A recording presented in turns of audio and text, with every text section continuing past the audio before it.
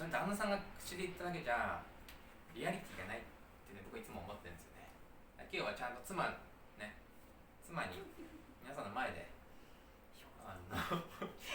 話をしてもらおうかなと思いますね。お願いします。はい、皆さん今日はありがとうというなんかこのためにお話をさせていただいてありがとうございます。本当に主